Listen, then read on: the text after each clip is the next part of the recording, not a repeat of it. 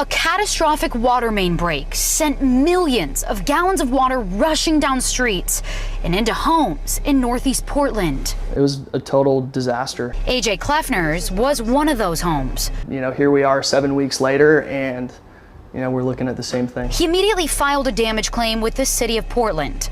Right after we caught up with him last week, it was denied, as were 10 other claims. It's just really disheartening. I think, at the end of the day, it's really, it's deplorable the way the city's handled this from start to finish.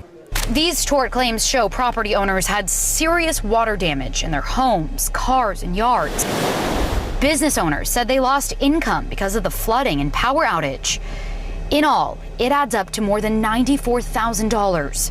I think the process is broken. Kleffner was hoping the city would foot the bill because it was the Water Bureau's pipe. But the city's risk manager tells me they investigated the claims, looked into maintenance records, and found the city is not at fault. They say they weren't negligent in caring for the 104-year-old pipe and performed their duty in a, quote, reasonable way. Water Bureau officials say it was an unforeseen accident, and they may never know what caused it. But they told me today it wasn't age, soil conditions, or any nearby construction. It's interesting because nobody's at fault, and yet, I'm responsible for $60,000 plus worth of damage. Kleffner and another neighbor want the investigation reports into their claims to understand why they were shut down. There should be accountability for the people making these types of decisions. After all, their salaries are paid by taxpayer dollars. I think we deserve some transparency to the process. But the city says they can't release the reports because they're protected in preparation for litigation, which is the step Kleffner feels he needs to take.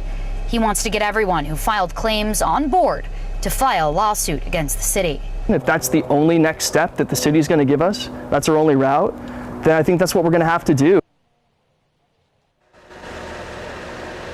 Kleffner and another neighbor we interviewed last week, Ryan Humphrey, have already spent a pretty penny on restoration costs. They expect to spend between $60,000 and $70,000 total on repairing and replacing things.